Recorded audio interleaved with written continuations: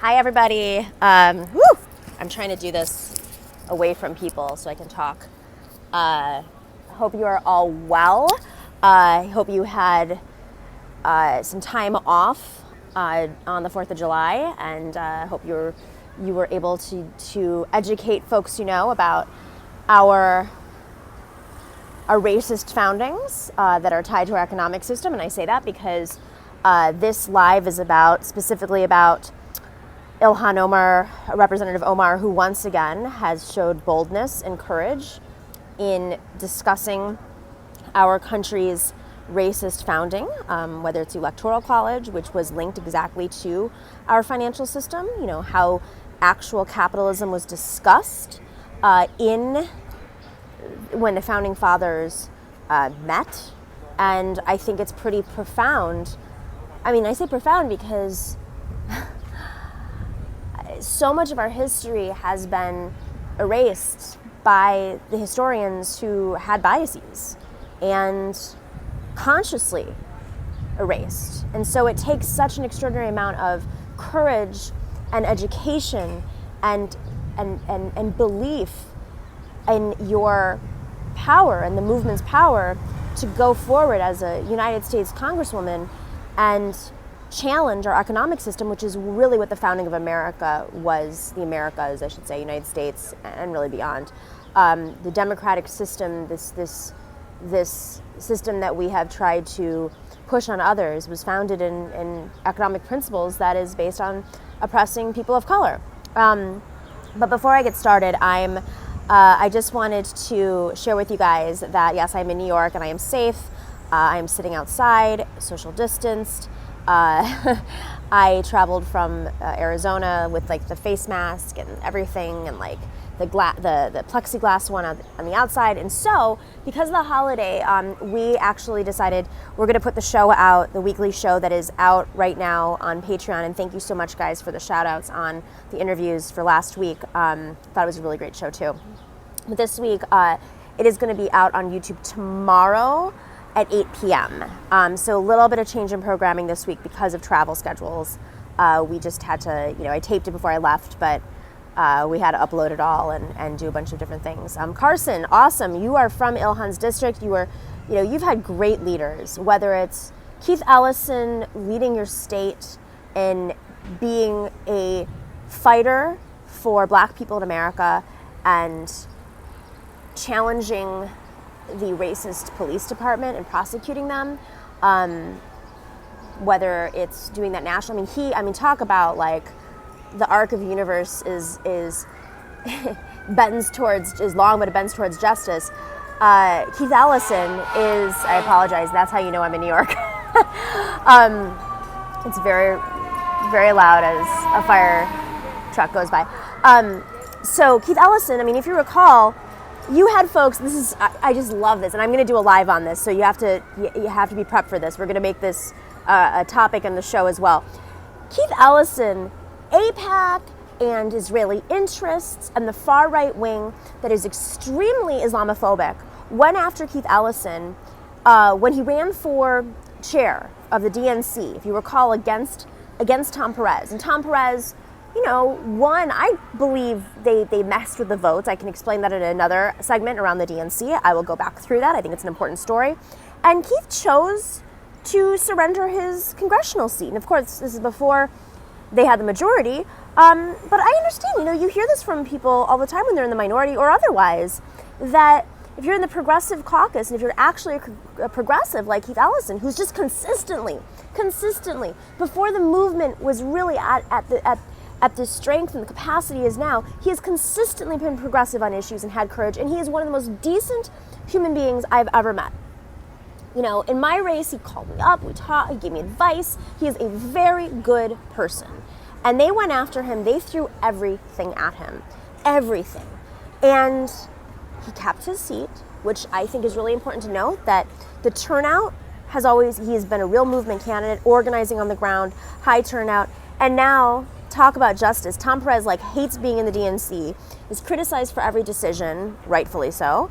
And you have Keith Ellison now prosecuting, the police department over racism, systemic racism. So what an extraordinary, like, just, if you believe in karma, like, I think that's amazing. And he's a lawyer. I mean, he's a brilliant mind. So now you have Ilhan Omar, who's really carrying on that legacy beyond, as a refugee, as a woman of color who's, let's keep in mind, just like a little over a week ago, her father died of COVID. So when she goes on stage and she talks about the injustice, the racial inequality in this country that is based on our economic system, she's saying it from a personal place. Her father, like so many people of color, was on the front lines of this pandemic. And so it's really just such a moment that I hope we can all reflect on and give props to her. And the way that the right wing goes after her, the way that they don't go after centrist people of color in the Democratic Party, that they don't go after white people in the Democratic Party, the way that they don't go after, I mean, they're obviously, they do go after Nancy Pelosi. She's like, you know, the representative of the House Democrats, and they've always done that, and they go after AOC. But Ilhan Omar, really the whole squad, but Ilhan Omar receives every level. She's a progressive, she's a woman, she's an immigrant, she's a woman of color, she's a Muslim, and she's still courageous. So I just think we need more people like that. And if you checked out my show this last week, we had Representative Chris Robb on, who is, you know, from Pennsylvania, Philadelphia. He's another one of these lawmakers who organized on the ground, had the highest turnout, real movement leader, and he has such a deeper understanding of what it means, you know, what it means to be a black man in this country. He has traced his genealogy. I urge you to take a look at that interview. It is up on YouTube, I believe, now. It's also on patreon.com. If you're not a patron, please, for as low as $5 a month, you can be a patron at patreon.com/The Nomiki Show. Great question from the Ufio answer. Thank you for the love. Why is the New York Post able to write cover stories that are completely sourceless? Their front page on Omar today is horrendously misogynistic. Listen, as a victim of the New York Post, I can agree with you in a million different ways. They will publish anything. They will get the quote they want. They'll go to Republican to comment on a Democratic political thing. They'll take tips that are rumors and they'll report on them as facts. They will say to you, they will hold you hostage, and they'll say, we're going to report on it whether or not you answer or don't. So this is a real problem in America. When you have journalism that is funded, again, it comes down to the economic model. Like, this is news to us. It's not news to any of us. But these are the tools of the system that oppresses the masses, that oppresses people of color. And so she receives a level of punishment that no centrist lawmakers receive. It is misogynistic, which is about oppression, which is about an economic oppression. It is racist, and the New York Post is a piece of crap. The way that they go after people, and they have a strong legal team, and that's what these people, these publications use. They use the fact that defamation is very hard to try, and if you're an elected official, it's even harder to do so. And they, it's beyond a rag. It's not even, it's the National Enquirer when it comes to politics. And so I think, we have to keep this in mind when we look at our leaders, when we look at the squad, when we look at women, in particular, women of color, how they're treated versus men. I mean, it's just the truth. It is just the truth. They smear, they attack. If you're on the progressive side, if you're not supported by institutions, if you are supported by left institutions, maybe it's a little less so because they have comms departments, but we have to keep in mind she is dealing with a level of hatred that involves walking around with security. She cannot live the way other Congress members live. She has to walk around in fear of her safety at all times, and she still has the courage to challenge the economic system. The fact that our founding fathers had real and direct conversations about how to keep this capitalist system that was based off of slave labor, that the North could benefit from the slave labor of the South. And then when you hear these libertarians and conservatives say it was about states' rights, well, what does that mean? Let's break it. What was it about states' rights? It wasn't about, Hamilton, we're going to cover this on the show this week, how Hamilton was one of the biggest advocates for a very strong centralized government that was essentially king, an endless president, authoritarian. He would have loved President Trump, and we are sitting here praising Hamilton, a slave owner. All of them were slave owners, but Alexander Hamilton was the key leader and founder of our economic system. So we should not be praising Hamilton. And the fact that these think tanks and these organizations, founded in the principles of Ayn Rand and Hamilton are out there praising him, and our kids are watching him on Disney Channel and thinking this is a great leader, this is propaganda. This is propaganda. And I love the fact that Ilhan Omar is breaking through that, and they can't control her. And they want to scare her, and that's what the New York Post is doing.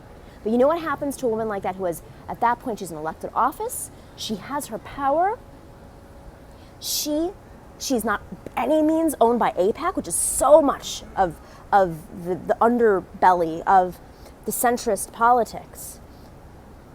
This is about her personal experience.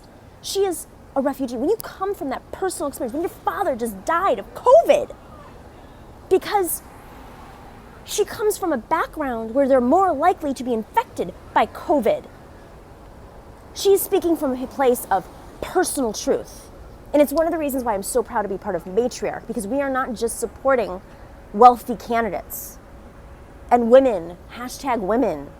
We are supporting women who come from working class backgrounds, who speak these truths from the gut, from their own personal experiences, so that when they're elected, they're the best advocates for the policies that we all advocate for.